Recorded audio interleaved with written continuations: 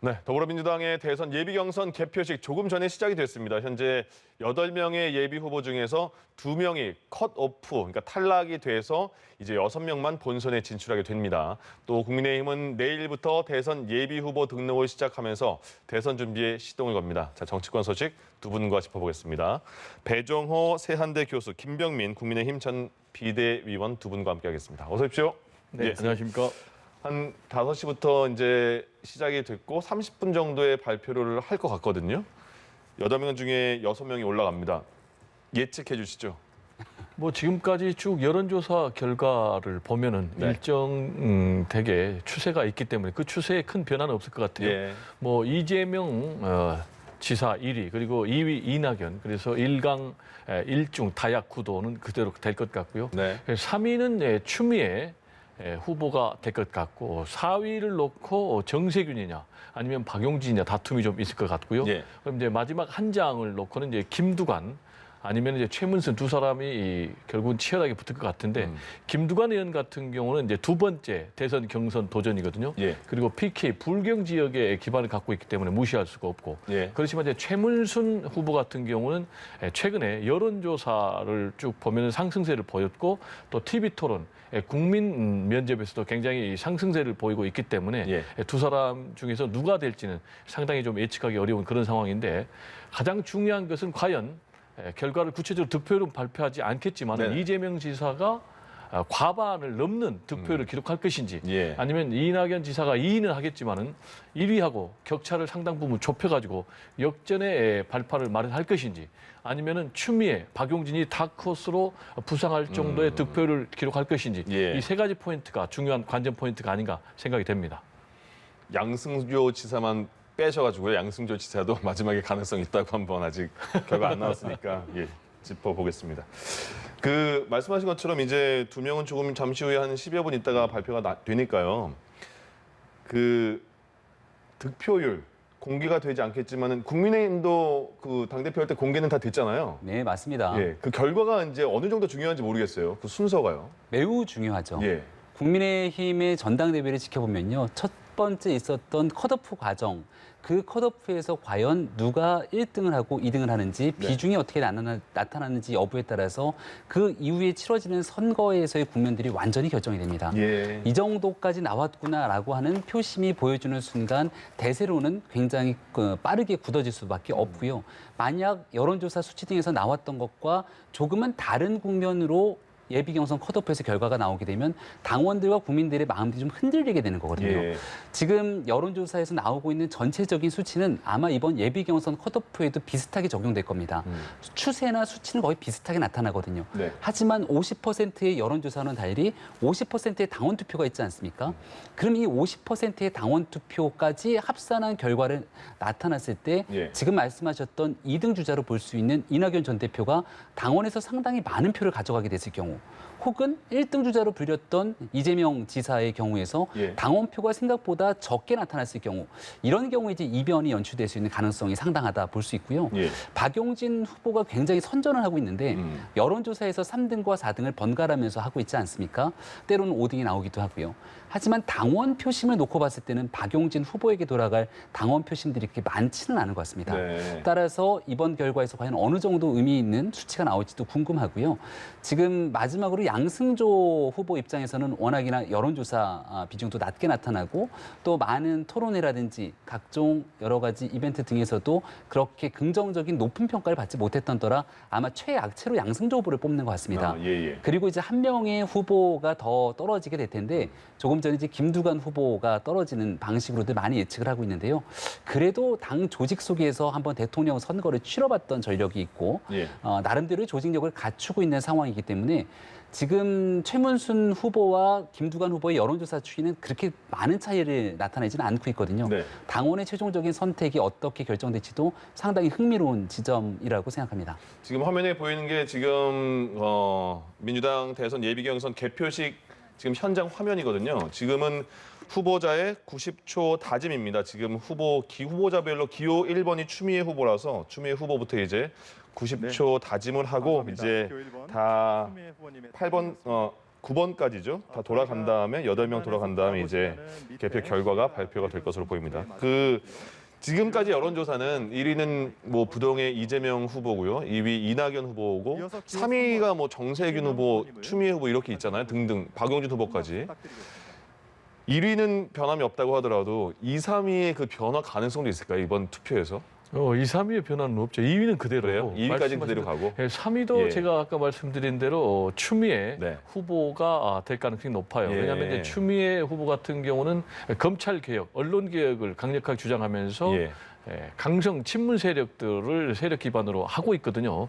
그래서 제가 볼 때는 그 순위는 3위를 그대로 유지할 가능성이 높고, 다만 이제 아까 말씀드린 대로 사회와 관련해서 정세균, 관록의 정세균이냐 아니면 젊음의 박용진이냐 라는 부분을 가지고 좀 다툼이 있을 것 같은데 최근에 이제 박용진 후보 같은 경우 굉장히 약진세를 보이고 있고 또 국민의힘에서 이준석 돌풍 효과가 있었지 않습니까? 예. 그런 부분을 감안한다면 박용진 후보가 4위를 차지할 가능성도 굉장히 높다. 그렇지만 이제 정세균 후보 같은 경우는 총리를 지냈고 또 국회의장도 지냈고 네. 역시 이제 캠프에 가담하고 있는 현역 국회의원들이 가장 많은 뭐 한 50명 안팎까지 있다고 그러니까 그 조직표를 결코 무시할 수가 없거든요. 특히 이제 본 경선은 어떻게 보면 이제 100% 국민 경선이다라고 할 수가 있지만은 지금 이제 예비 경선 같은 경우는 당심 50%, 민심 50%니까 결국 이제 이 당심 50% 조직의 싸움을 무시할 수 없으니까 정세균 후보가 4위를 할 가능성도 여전히 남아 있는 상황이 아닌가 이렇게 분석이 됩니다. 예.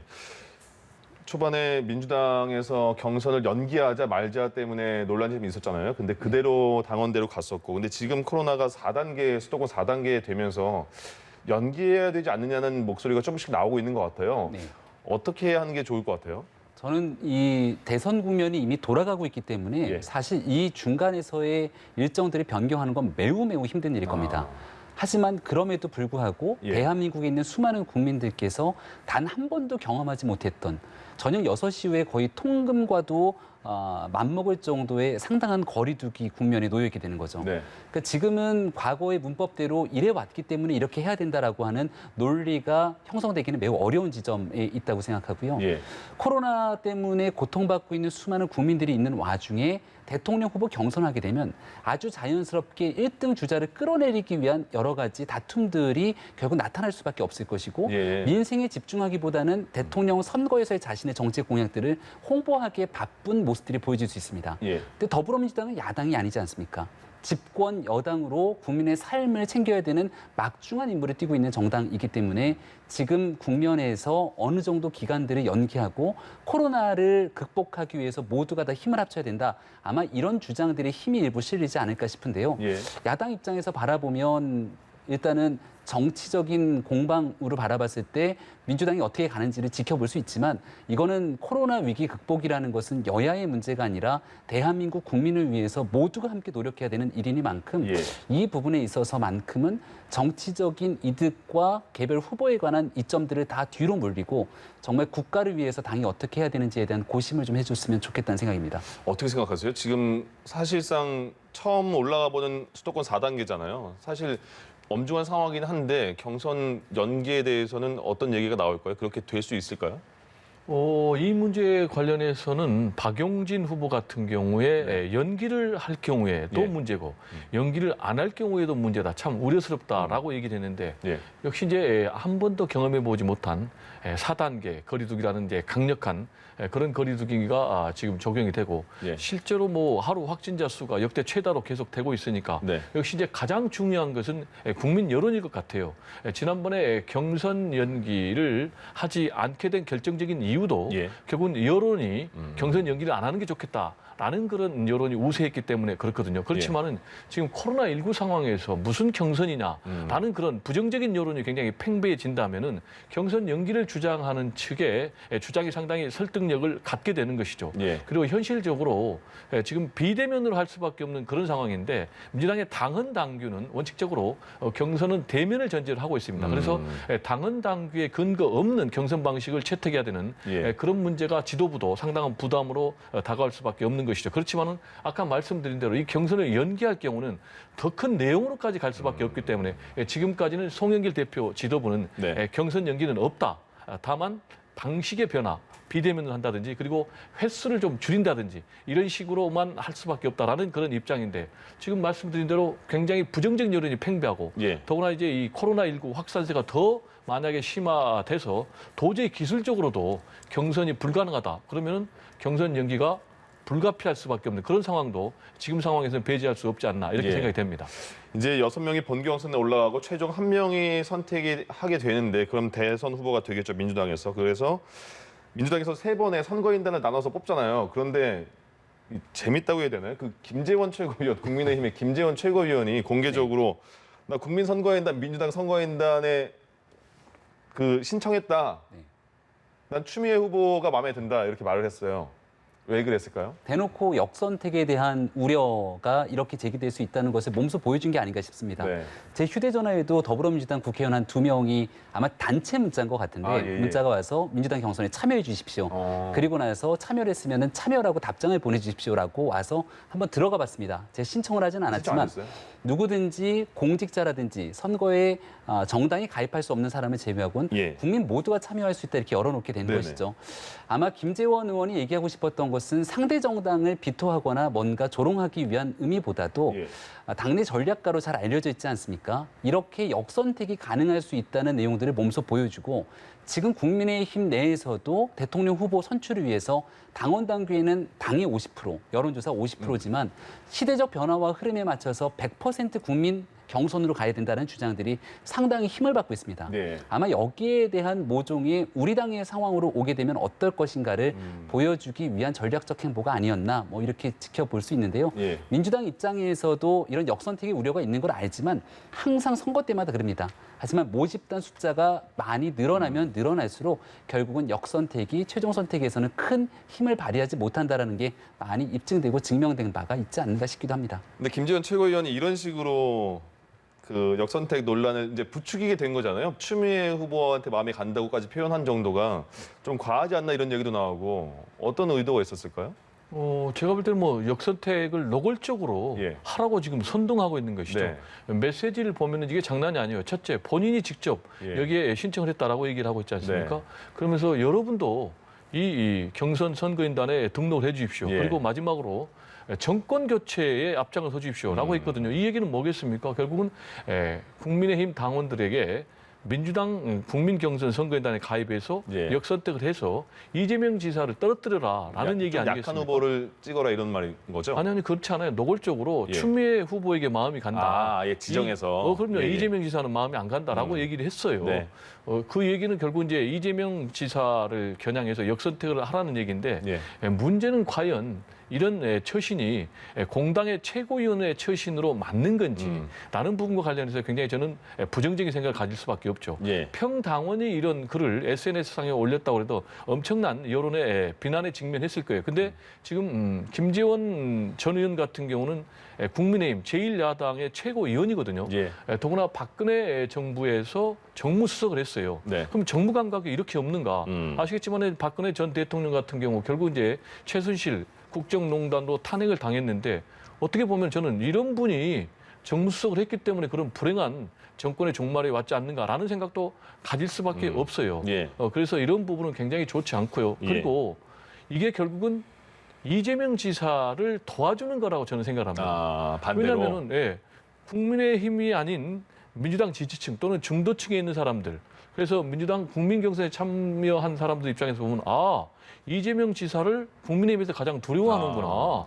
그렇다면 이재명 지사를 더 뽑아줘야 되겠구나. 예. 이런 생각이 들지 않겠습니까? 그래서 굉장히 어리석은 선택인데 이런 구태 정치는 하지 말아야 된다라는 얘기를 좀 다시 한번 강조를 하고 싶습니다. 당장 이재명 후보 측에서는 이건 범죄 행위다. 경선에 개입하지 마라 이렇게 그 발언을 했잖아요. 그러면 지금 말씀하신 것처럼 김재원 의원이 최고위원인 상황에서 또 이렇게 동료를 하는 느낌도 있는데 다른 의원들도 그럼 여기에 어떻게 동참하는 모습을 보일까요? 현재까지 뭐 전혀 그런 상황은 아니고 예. 아마 민주당 입장에서도 굉장히 좀 불쾌하다 네. 생각할 수밖에 없었던 이유 중에 하나는 김재원 최고위원의 글뿐 아니라 그 이전에 윤석열 전 총장을 좀 지지하는 듯한 모임에서 올리게 되는 그런 여러 글들 아마 이런 일들이 영향을 복합적으로 미쳤던 것이 아닌가 생각이 됩니다. 예. 근데 결국은 그 대통령 후보를 선출하는 일은 나라의 미래를 선출하는 일이고 이건 각 정당의 입장에서는 하나의 축제와 같은 일이 돼야 되는 게 마땅하다고 생각합니다. 네. 우리 당 입장에서도 아마 지난번 서울시장 후보를 선출하는 과정 속에서 100% 국민 여론조사를 통해 선출을 했던 상황을 기억하실 거고요. 그때도 똑같은 역선택에 대한 논란 우려들이 커졌던 때가 명확하게 기억이 납니다. 예. 그때 만약에 민주당에 있는 누군가가 나서서 서울시장 선거에 승리를 위해 누구를 적극적으로 마음에 든다, 지지한다라는 얘기를 올렸다면 우리 정당 입장에서도 굉장히 불쾌한 목소리와 함께 국민의힘의 경선 과정에 개입되고 있는 부분들을 즉각 중단하라 이런 얘기들이 나왔겠죠. 네. 그러니까 역지사지의 정신이 중요한 지점이라고 생각을 하고요. 지금 있게 되는 여러 논란들은 결국 역선택에 대한 우려가 이렇다라고 얘기를 하고 있는 상황으로 볼 수 있지만 예. 거듭 말씀드리건대 모집단이 이렇게 넓게 나타나면서 국민들이 참여할 때는 그 역선택에 관한 우려 결국 국민의 민심과 어긋나지 않을 거다라는 생각을 저는 갖고 있습니다. 그러게요. 국민의힘이 이번에 역대급으로 선거에는 모집하고 싶어 하는데 3차까지 얼마나 몇 명이 마무리될지도 궁금해집니다. 국민의힘은 내일부터 경선 예비 후보 등록을 시작하잖아요. 근데 예. 여기서 이제 경선준비위원단에서 과연 룰을 변경할 것인가 아까 잠깐 말씀해 주셨지만 당원과 일반 여론조사 50대 50으로 가는 거죠. 지금은요. 근데 당 외 주자 중에 윤석열 전 총장과 최재형 전 원장도 이제 만약에 들어온다면 이들에게는 이 룰이 불리할 수 있지 않냐? 그럼 일반 조사를 좀 넓히자 이런 얘기가 지금 나오고 있습니까? 네, 선거가 진짜 얼마 남지 않았습니다. 예. 그러다 보니 8월 달에 경선 버스가 출발한다 하더라도 네. 실제 당의 8월 즈음에 누군가 유력한 주자가 들어와서 그때 비로소 당에 있는 사람들에게 대통령 선거를 위해서 읍소를 하고 접촉하기 시작하게 된다면 예. 기존에 있었던 구성원들과는 분명하게 차별적인 요소가 존재할 수밖에 없겠죠. 하지만 당을 오랫동안 지켜왔던 당원들 입장에서는 아니 당연히 당원들에게 투표가 주어지게 되는 이 당원 당규를 지켜야 되는 것 아니냐 이런 주장도 있을 수 있습니다. 네.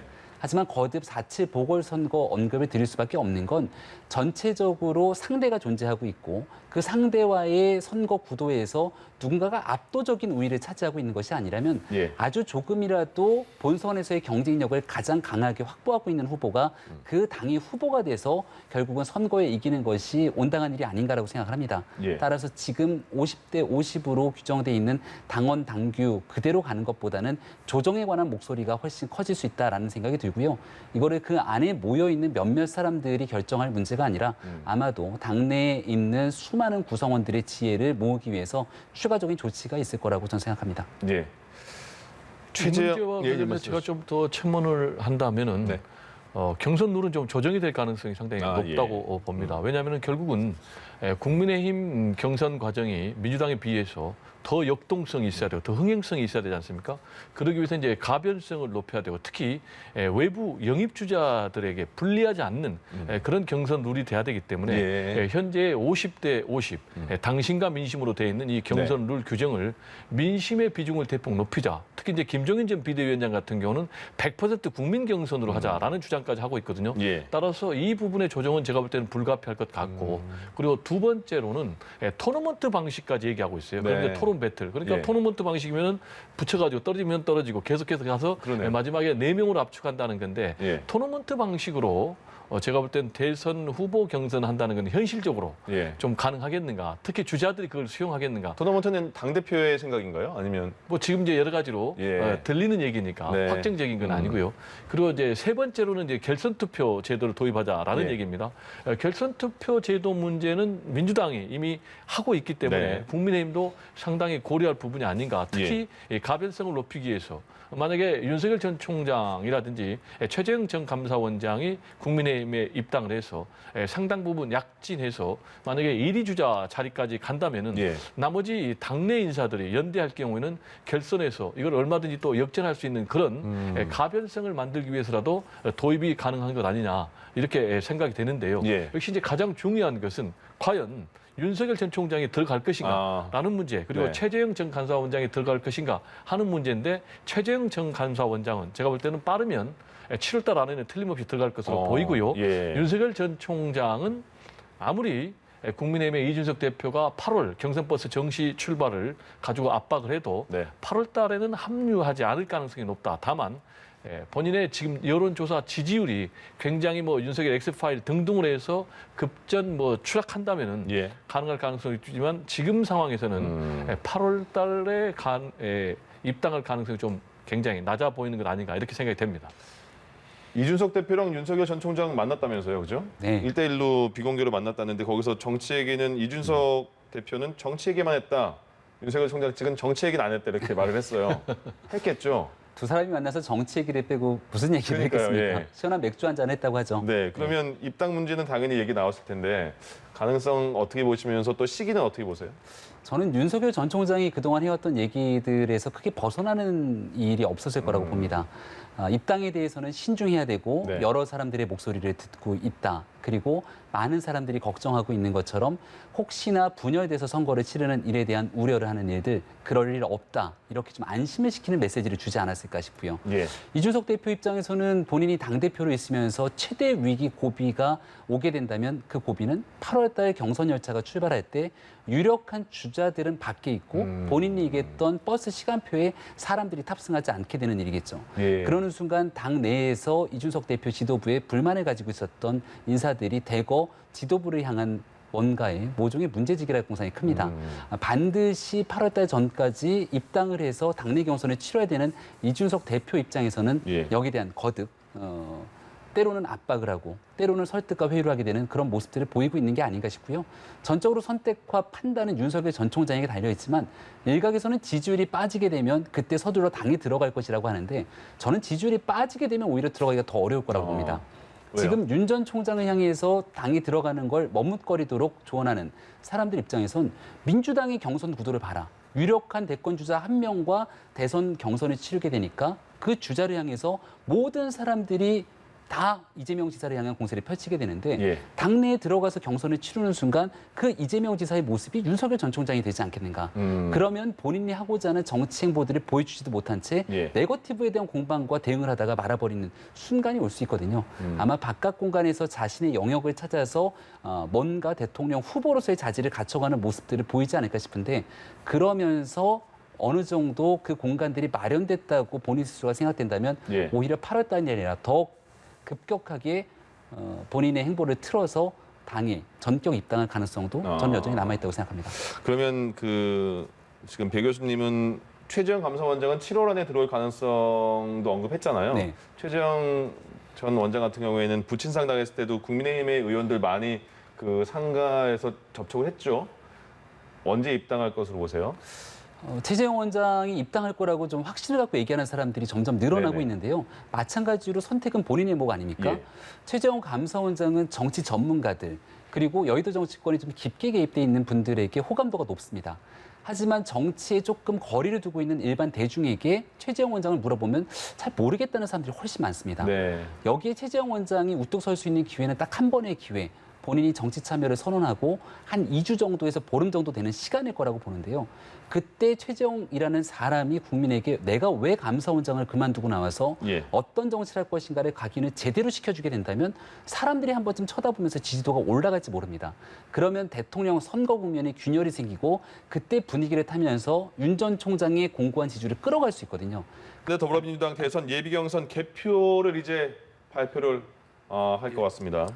예, 이상민 안녕하십니까. 선관위원장이 나왔습니다. 들어보겠습니다. 선거관리위원장 이상민입니다. 지금까지 기다려주신 국민 여러분, 또 당원 동지 여러분, 예비 후보자, 또 언론인 여러분들께 깊이 감사를 드립니다. 오늘 발표는 지난 7월 9일 금요일부터 7월 11일 오늘까지 3일 동안 진행된 여론조사 결과 발표입니다.